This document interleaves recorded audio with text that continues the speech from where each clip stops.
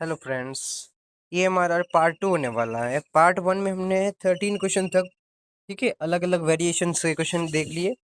Class 9, ठीक है, RBSC के साइंस का जो पेपर आने वाला है एनुअल का, उसके लिए वार्षिक परीक्षा के। अब देखो लघुतरात्मक क्वेश्चन देखते हैं। यहाँ पर क्या आता है कि जंतु कोशिका का, ठीक है, या तो चित्र बनाइए, ठीक है, उसके चित्रों के नाम भी अपने को अंकित करने हैं। जैसे चित्र बनाएंगे तो इसमें क्या होंगे, कोशिका झिल्ली होगी, केंद्रक होगी, केंद्रिका हो जाएगी, कोशिका द्रव्य, माइटोकॉन्ड्रिया, ठीक है, गोल्जिका और अंतर्द्रव्य जालिका, ठीक है, इन सभी का नामकरण कर सकते हैं इधर।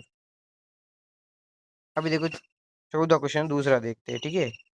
तो ऐसे 10 क्वेश्चन आएंगे, देखो 14, 15, 16, 17 ऐसे लगाकर, ठीक है। अभी देखो पादप कोशिका एवं जंतु कोशिका में चार अंतर लिखिए। तो ये चार अंतर लिखिए। जैसे क्या होती है पादप कोशिका, देखो ये देखो अंतर ले लिख रखे। जैसे किसी में देखो पादप कोशिका में क्या होती है, कोशिका भित्ति पाई जाती है, ठीक है। जंतु कोशिका में कोशिका भित्ति नहीं पाई जाती है, ठीक है। इसी प्रकार से ये सारे रखे, इसमें ये पाया जाता है, ये नहीं पाया, ठीक है। इसको आप देख सकते हो।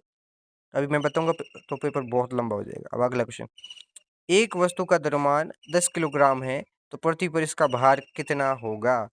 या फिर गति के नियम लिखिए। गति के तीनों नियम याद होने चाहिए।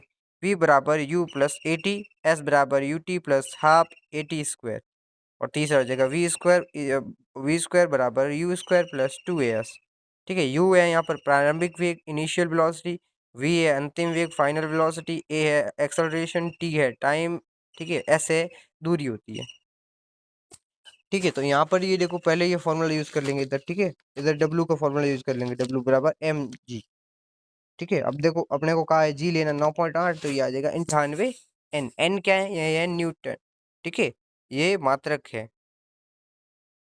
तो देखो ऊर्जा संरक्षण का नियम लिखिए, ठीक है। या फिर क्या दे रखा है, एक वस्तु 20 मीटर की ऊंचाई से गिराई जाती है, कितनी, 20 मीटर।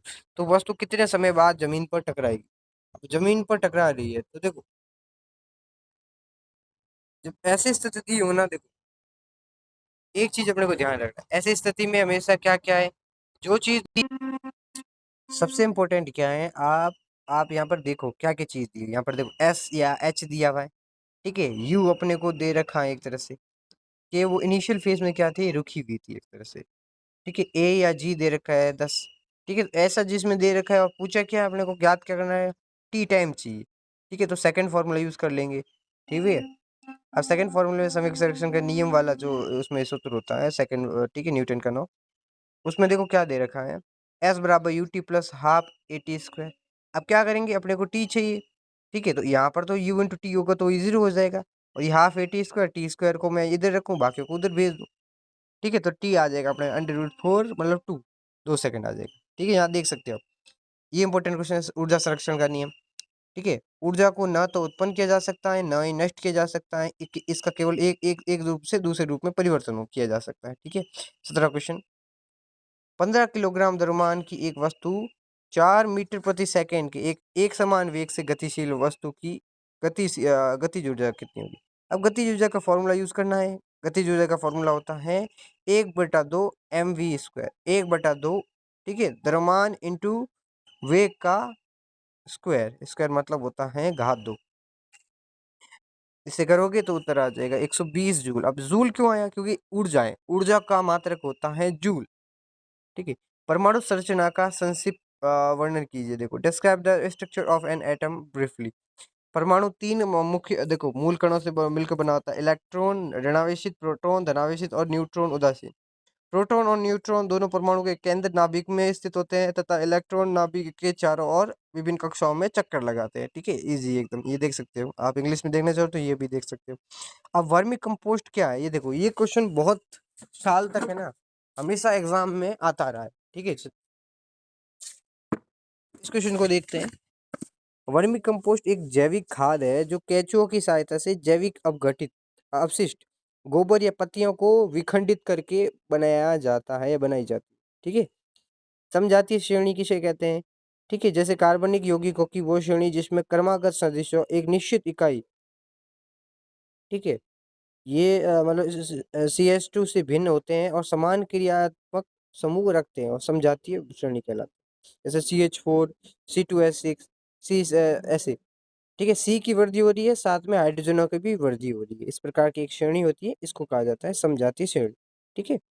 होमोलोजियस, ठीक है, सीरीज। अब देखो पशुपालन के कोई दो लाभ लिखिए। दूध, अंडे, मांस जैसे पौष्टिक आहार मिलते हैं। ऊन, चमड़ा जैसे कच्चे मांस मिलते हैं, ठीक है। पौधों में जल का परिवहन कैसे होता है, ये देखो, ये सीधे सीधे देखो, जल का परिवहन होता है पौधों में, ठीक है। वो देखो हमने पहले पढ़ रखा था, ठीक है। अगर पिछला हमारा वीडियो देखा है उसमें हमने बता रखा था कि किस उत्तक के द्वारा होता है, जाइलम उत्तक के द्वारा होता है।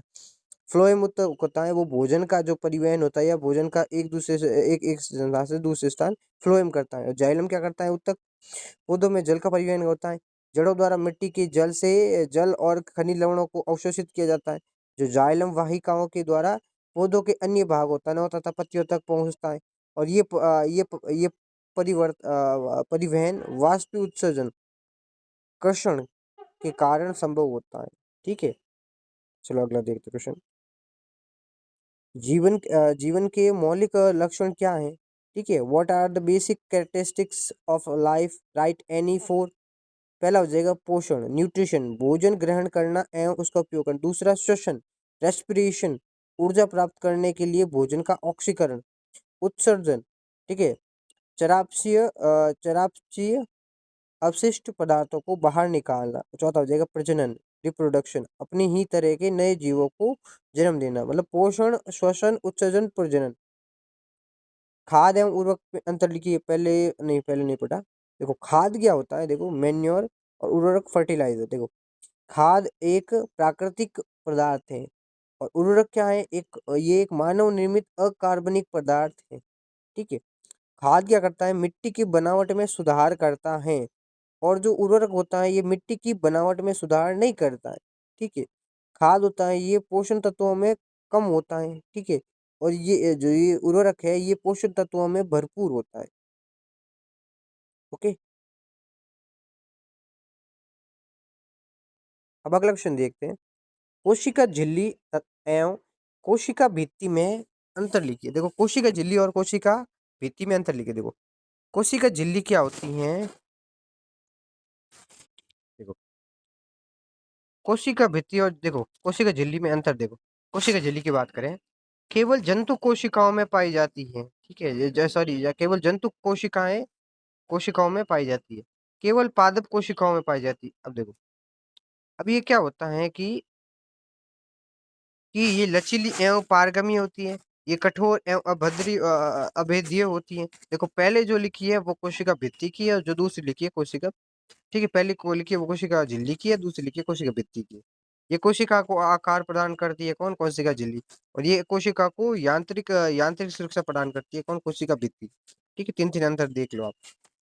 अब अगला क्वेश्चन है, खरपतवार क्या है और खरपतवार नियंत्रण की कोई दो विधियां लिखिए। देखो खरपतवार क्या है, अवांछित पौधे जो फसल के साथ उगते हैं। और नियंत्रण विधियां देखो, हाथ से रई गुड़ाई, मतलब हाथ से काटना, ठीक है उनको। और रासायनिक खरपतवारों का प्रयोग, जैसे कोई रसायन मिलाकर उनको खत्म कर देना, ठीक है। परमाणु क्रमांक, परमाणु द्रव्यमान को परिभाषित कीजिए। इंपॉर्टेंट क्वेश्चन है। इधर जो दोनों क्वेश्चन लिखे हैं, आवर्ती आवर्तकाल तथा आयाम को परिभाषित कीजिए, ये भी इंपॉर्टेंट क्वेश्चन, ठीक है। परमाणु देखो क्रमांक क्या होता है कि किसी तत्व के परमाणु के नाभिक के अंदर उपस्थित प्रोटॉनों की संख्या क्या कहलाती है, परमाणु क्रमांक। और जिसको किससे शो करते हैं, जेड से शो करते हैं, ठीक है। और परमाणु द्रव्यमान क्या है, किसी तत्व के परमाणु के नाभिक में उपस्थित प्रोटॉनों एवं न्यूट्रॉनों की कुल संख्या के योग को परमाणु द्रव्यमान कहते हैं और इसे ए से दर्शाते हैं, ठीक है। अब देखो आवर्ती आवर्तकाल तथा आयाम को ये इंपॉर्टेंट क्वेश्चन है, हर साल आता है, ठीक है। फ्रीक्वेंसी, एकांक समय में उत्पन्न तरंगों या दोलनों की संख्या, ठीक है। एकांक समय में उत्पन्न तरंगों या फिर दोलनों की संख्या, एक समय में कितनी तरंग, ठीक है, घूम रही है, एकांक समय में कितनी तरंगे घूम रही है उसकी संख्या।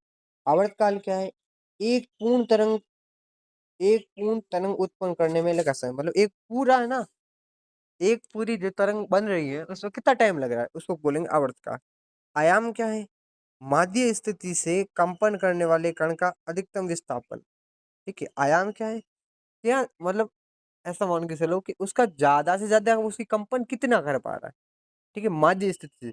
जहां से शुरू हो रहा है, जैसे जीरो से शुरू हो रहा है तो जीरो से कितना ऊपर गया उसकी स्थिति। ठीक है, जब हमने उसमें जब एक तरंग में कंपन उत्पन्न हुई, ठीक है, कितना ऊपर की तरफ रहा, ये कह सकते, विस्थापन कितना हुआ। ठीक है, अगला क्वेश्चन, न्यूटन की गति के तृतीय नियम को उदाहरण सही समझिए। देखो तृतीय नियम क्या है, क्रिया प्रतिक्रिया का नियम। प्रतिक्रिया के बराबर एवं विपरीत दिशा में प्रतिक्रिया होती है। उदाहरण के लिए जब हम एक पानी में नाव से किनारे की ओर बढ़ते हैं तो चप्पू से पानी को पीछे की तरफ धकेलते हैं। ठीक है, तो पानी की वो क्रिया हो गई। तो देखो पानी भी नाव को उतने ही बल से आगे की तरफ धकेलेगा।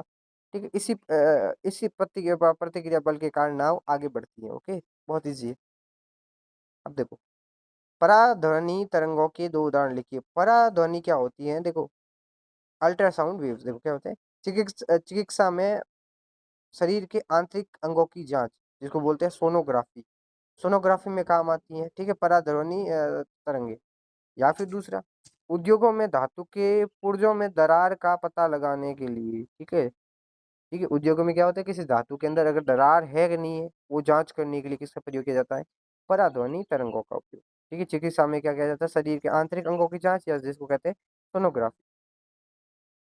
अब 34वां क्वेश्चन है, 34 से क्या 24वां है, ठीक है, ये गलती से लिख दिया। ठीक है, उत्तक किसे कहते हैं, पादप उत्तक एवं जंतु उत्तक में दो अंतर लिखिए। ठीक है, ये 3 नंबर क्वेश्चन है, तो थोड़ा इसलिए बड़ा लिखा। देखो, उत्तक समान संरचना एवं कार्य करने वाली कोशिकाओं के समूह को उत्तक कहते हैं। समान संरचना एवं कार्य को करने वाली कोशिकाओं को के समूह को क्या कहते हैं, उत्तक कहते हैं। जैसे पादप कोशिका और जंतु कोशिका, दो प्रकार की कोशिकाएं होती हैं। पादप कोशिकाओं में वृद्धि की क्षमता विभाजन करके कुछ विशेष क्षेत्रों विभ्यात्मकों में पाई जाती है, जबकि अधिकांश जो उत्तकों में वृद्धि की क्षमता सामान्यतः पाई जाती है। पादप उत्तकों में सजीव एवं मृत दोनों प्रकार की कोशिकाएं होती है, जबकि ऊतकों में अधिकांश कोशिकाएं सजीव होती है। ठीक है, ये इसमें अंतर हो गई, बस इतना ही। तो अगर इसमें देखो, दाब को परिभाषित कीजिए, मैंने पहले ही बता दिया था। ठीक है, अगर पिछला वीडियो देखा है तो, प्रति एकांक क्षेत्रफल पर लगने वाले बल को क्या कहते हैं, दाब कहते हैं। इसका मात्रक होता है पास्कल। ठीक है, पास्कल या न्यूटन पर मीटर स्क्वायर, न्यूटन पर मीटर स्क्वायर या पास्कल कहते हैं। इसमें सेकंड क्वेश्चन देखो। ठीक है, उधर उत्प्लावकता से आप क्या समझते हैं, what do you mean, what do you understand by buoyancy. अब देखो, जब किसी द्रव या गैस द्वारा उसमें रखी वस्तु पर ऊपर की दिशा में लगाया गया बल। ठीक है, तो अगर जैसे मैं पानी के अंदर कोई बॉल डालूं, तो क्या होगी, बॉल क्या करेगी, बॉल जिस मैं जगह पे डालूंगी तो वो पानी वहां से क्या गया, ऊपर की तरफ आने की कोशिश करे, उछलेगा, और वो जगह को, मैंने जो ऑब्जेक्ट है वो उसकी जगह को घेर लेगा। ठीक है, और वो पानी अपनी खुद की जगह पे आने की कोशिश करेगा। तो इस प्रकार से जो वो वहां पे जो बल कार्य करता है उसको बोलते हैं उत्प्लावकता बल। ठीक है, वस्तु की इस द्रव में तैरने की प्रवृत्ति को क्या कहते हैं, उत्प्लावक। ठीक है, अब 25 क्वेश्चन देखो, प्रकाश संश्लेषण की प्रक्रिया को समझाइए और आवश्यक समीकरण भी लिखिए। प्रकाश संश्लेषण की वह प्रक्रिया जिसके द्वारा हरे पौधे, ठीक है, सूर्य के प्रकाश की उपस्थिति में कार्बन डाइऑक्साइड एवं जल से अपना भोजन, ठीक है, कार्बोहाइड्रेट बनाते हैं तथा प्रकाश संश्लेषण कहलाती है। ठीक है, ग्लूकोज बना देते हैं। ठीक है, सूर्य के प्रकाश की उपस्थिति में ये आवश्यक है। सूर्य का प्रकाश पर्णहरित, ठीक है, कार्बन डाइऑक्साइड जल, ठीक है, पौधे जड़ों द्वारा मिट्टी से जल ग्रहण करते हैं, पत्तियों में उपस्थित रंध्रों द्वारा वायु से CO2 ली जाती है। ठीक है, अगला 25 क्वेश्चन देखो, इसमें 1 किलो, ठीक है, 1 किलो, ये लिखा है, मतलब एक KWH ले से क्या तात्पर्य, what do you mean why. अब देखो, ये क्या मतलब होता है इसका। देखो, WH का मतलब है वॉट, क्या है, वॉट। K का मतलब यहाँ होता है हजार, तो 1,000, ठीक है, किलो, 1,000 वॉट ऊर्जा की एक इकाई है। ठीक है, तो इससे क्या तात्पर्य अपने को समझाना है। तो यहाँ पर क्या हो रहा है कि एक एक ऊर्जा की क्या है, इकाई है, और ये 1 किलो वॉट मतलब 1,000 वॉट शक्ति की मशीन द्वारा 1 घंटे में किए गए कार्य के बराबर होगा। ठीक है, और वो बराबर होता है 3.6 इंटू 10 की घात 6 जूल। जूल क्या होता है, ऊर्जा होता है, क्या होता है। तो इतनी ऊर्जा जब होगी तब जाके ये एक कार्य ऐसा मतलब शक्ति करेगा, ये कोई मशीन होती है 1 घंटे में। बहुत इंपॉर्टेंट क्वेश्चन है ये वाला। ठीक है, और 1 जूल कार्य को परिभाषित कीजिए, डिफाइन 1 जूल ऑफ वर्क। एक जूल कार्य वह कार्य है जो 1 न्यूटन बल लगाने पर वस्तु वस्तु को बल की दिशा में 1 मीटर विस्थापित कर दे। ठीक है, 1 मीटर तक क्या कर दे, उसको विस्थापित कर दे, उसी को कहा जाता है 1 जूल कार्य। अब अगला क्वेश्चन। ठीक है, इसमें देखते हैं, इसका ये सेम चीज लिखिए, इसका छठा पॉइंट, 7वां पॉइंट। पर्णहरित सूर्य के प्रकाश को अवशोषित करते हैं, इस ऊर्जा का उपयोग करके जल एवं CO2 से ग्लूकोज बनाते हैं और ऑक्सीजन से गैस बाहर निकल जाती है। ठीक है, पूरा प्रोसेस लिखा है। अब देखो, मनुष्य के हृदय की संरचना सहित वर्णन कीजिए। किसी ध्वनि तरंग की तरंगदैर्ध्य, आवर्ती, आवर्तकाल तथा आयाम से क्या अभिप्राय है। ये पहले भी क्वेश्चन आ गया है। ठीक है, दूसरी बार भी आ रहा है। ठीक है, क्योंकि इंपॉर्टेंट ज्यादा है। देखो, हृदय की संरचना वाला क्वेश्चन तो हर साल आता है, आप देख सकते हैं। ठीक है, दाया आले, दया नीले। ठीक है, बाया अलिंद, बाया अनिल। ठीक है, इस प्रकार से ये है, और इसका थोड़ा नामकरण भी करना है। ठीक है, तरंग दैर्ध्य आपको पता है, दो क्रमागत संपीड़नों या विरलों के बीच की दूरी। दो दो क्रमागत संपीड़नों या विरलनों के बीच की दूरी। आवृत्ति क्या, 1 सेकंड में उत्पन्न पूर्ण तरंगों की संख्या। ठीक है, हर्ट्स में। और एक पूर्ण तरंग उत्पन्न करने में लगा समय। ठीक है, आयाम क्या हो जाएगा, आयाम हो जाएगा मान लीजिए स्थिति से अधिकतम विस्थापन। ध्वनि की प्रबलता निर्धारित करता है कि जब हम कोई भी चीज बोलते हैं तो आयाम ही सब कुछ डिसाइड करता है। आयाम, ठीक है, आवृत्ति और उसकी तरंग दैर्ध्य, ये सब। अब अगला क्वेश्चन है, पदार्थ की अवस्थाएं कौन सी है। ठीक है, अगर है तो उनके सबके वर्णन कीजिए। जैसे यहाँ पर देखते हैं, पदार्थ की 3 अवस्थाएं, ठोस, द्रव, गैस। ठीक है, ठोस में क्या हो जाएगा, निश्चित आयतन। ठीक है, यहाँ पर देख सकते हैं, निश्चित आकार एवं निश्चित ठीक है, आयतन होता है, ये ठोस की सारी हो जाएगी। कणों के बीच की अंतराल न्यूनतम होता है, कणों के बीच आकर्षण बल अधिकतम होता है। ठीक है, संपीड़ितता नगण्य होती है, निश्चित आयतन होता है। ठीक है, परंतु निश्चित आकार नहीं होता है, बर्तन के आकार का ले लेता है। ये देखो, सब में ना इनके दिया हुआ है। ठीक है, आप देख सकते हो, सब में अंतर दे रखा है। अगला क्वेश्चन देखते हैं, चारागाह पेशर क्या है और ये मधु पालन से कैसे संबंधित है। देखो, चारागाह घास और हरे चारों से ढकी भूमि है। इसमें फूल वाले पौधे मधुमक्खियों को पराग और मकरंद प्रदान करते हैं, जिससे वे मधु बनाती हैं। और अच्छा चारागाह बहुत अधिक गुणवत्ता मधु उत्पादन के लिए आवश्यक है। ठीक है, अब 27 क्वेश्चन, 27 के 28। अभी ये जो क्वेश्चन है, ये 5 नंबर क्वेश्चन हो सकते हैं। ठीक है, और 7 नंबर के भी हो सकते हैं। ठीक है, डिफाइनिंग उस हिसाब से होती है। अब देखो, ध्वनि प्रदूषण से आप क्या तात्पर्य है और इसके कारण एवं नियंत्रण के उपाय लिखिए। देख सकते हो, ध्वनि किस कारण होते हैं, अवांछित हानिकारक ध्वनि जो मनुष्य एवं अन्य जीवों के लिए परेशानी उत्पन्न करती है। ठीक है, इस प्रकार से आप इसका देख सकते हो। इसके जो नियंत्रण के उपाय भी लिख रखे हैं, आप इन सबको पढ़ के आसानी से लिख सकते हो। अगला, किसी वस्तु की गतिज ऊर्जा से क्या तात्पर्य है और गतिज ऊर्जा के लिए व्यंजक उत्पन्न कीजिए। ठीक है, व्यंजक भी व्युत्पन्न करना पड़ेगा। तो आपको पूरा प्रोसेस आना चाहिए, किस प्रकार से होता है। किसी वस्तु में उसकी गति के कारण निहित ऊर्जा। ठीक, गति के कारण, गति होती है, गति हो गई। ठीक है, पहले अगर क्या था, अब उसमें जो ऊर्जा आ जाएगी, संचित हो जाएगी, उसको गतिज ऊर्जा कहता है। अब गतिज ऊर्जा है, उसकी संचित हो गई, तो वो संचित ऊर्जा के लिए जो समीकरण है वो व्युत्पन्न करना पड़ेगा। ठीक है, ये 4 नंबर क्वेश्चन हो सकता है, बड़ा भी हो सकता है। ठीक है, यदि किसी कार का द्रव्यमान, ठीक है, 1500 किलोग्राम है, तो उसके वेग को 30 किलोमीटर से 60 किलोमीटर प्रति घंटा तक बढ़ाने में कितना कार्य करना पड़ेगा। ठीक है, कार्य का सूत्र क्या होता है। ठीक है, कार्य का सूत्र होगा, ठीक है, जो के में परिवर्तन होगा, मतलब गतिज ऊर्जा में जो परिवर्तन है उसी के बराबर होगा।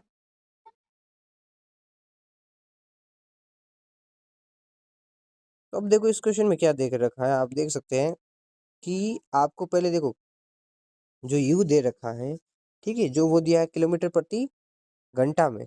ठीक है, किलोमीटर किलोमीटर दिया है, क्या दिया है, क्वेश्चन देखो, क्वेश्चन दे रखा है वो एक तरह से किलोमीटर प्रति घंटा में दे रखा है। ठीक है, तो इसको क्या कैसे बदल दो, मीटर पर सेकंड। मीटर पर सेकंड में बदलने के लिए क्या करते हैं, 5 × 18 से क्या करते हैं, मल्टीप्लाई करते हैं, तो ये आंसर आ जाएगा।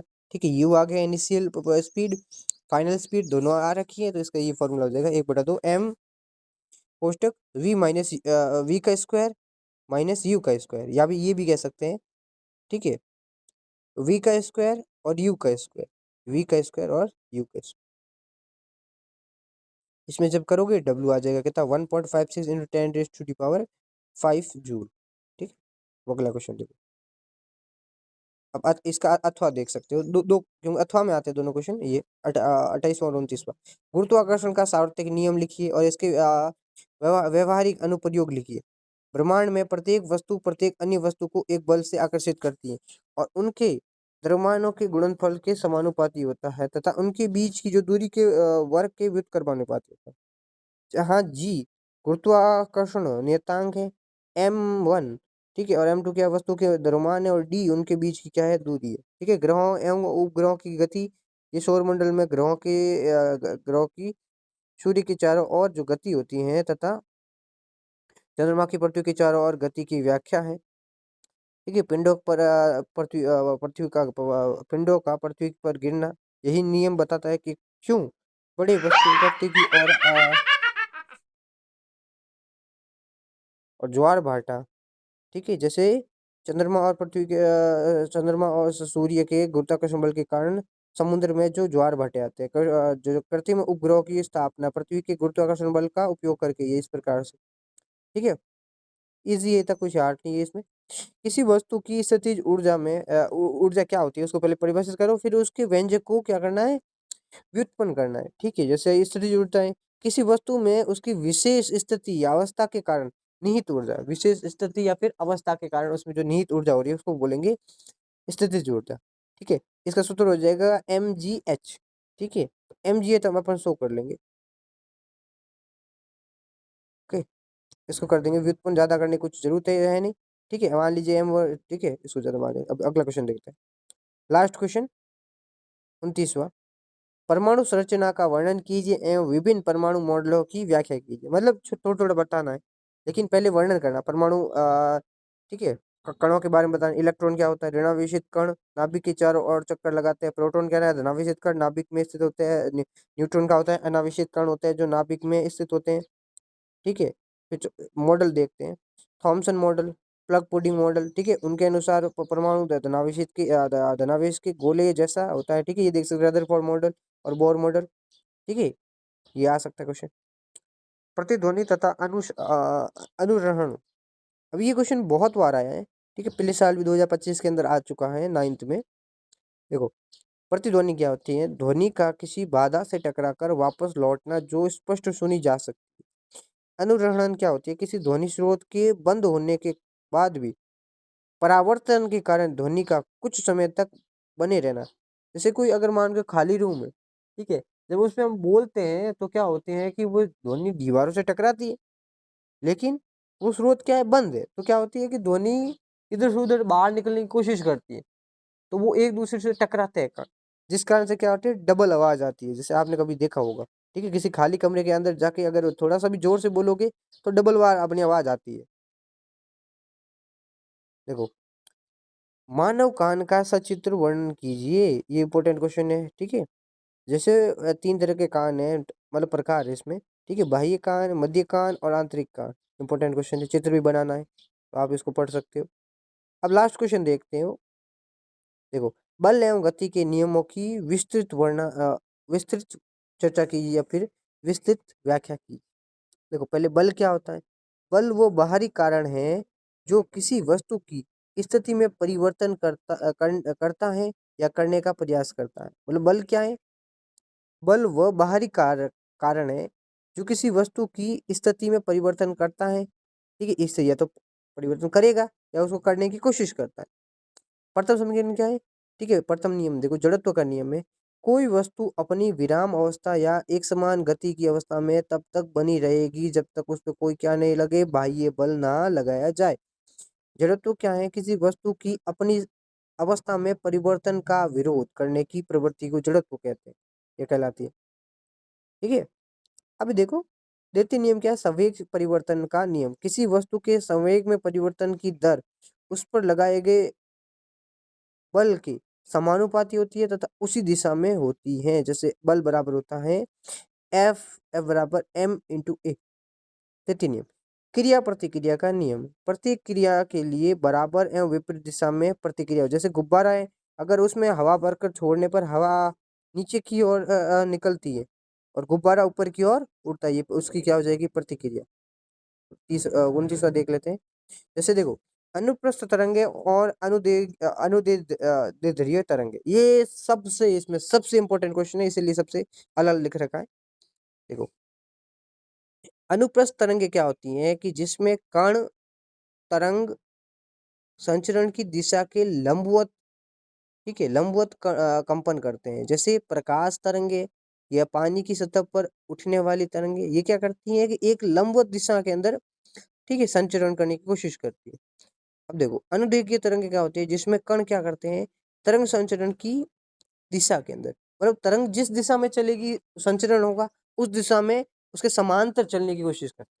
जैसे मान के चलो अपने पास है ध्वनि तरंगे, ठीक है, संपीड़न और विरलन बनाते हैं, ठीक है, इतना ये इसका टॉपिक। अगला क्वेश्चन, इसमें देखो दूसरा, किसी ध्वनि तरंग की आवृत्ति 2 किलोहर्ट्ज है, ठीक है, तथा उसकी तरंग दैर्ध्य 35 सेंटीमीटर है, तो ये 1.5 किलोमीटर दूरी तक चलने में उसको कितना समय लगेगा। अब देखो, एफ दे रखा है फ्रिक्वेंसी, ठीक है, अपने को दे रखी है लेमडा दे रखा है, ठीक है, 35 सेंटीमीटर, इसको सेंटीमीटर है, इसको मीटर में बदल दो, ठीक है, 0.35।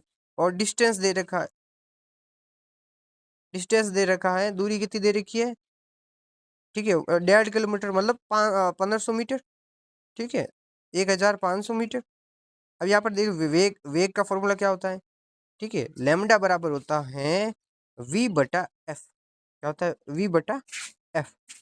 तो यहाँ पर v/f होता है, तो यहाँ पर क्या करेंगे, अपने को v चाहिए तो f को उधर क्या करेंगे, ठीक है, उसको उधर भेज देंगे, ठीक है, v को उधर ले जाएंगे और इन दोनों के नीचे ये हो जाएंगे गुणे दोनों। अब f इंटू लेमडा क्या हो जाएगा, 2000 इंटू 0.35, ये आ जाएगा 700 मीटर प्रति सेकेंड।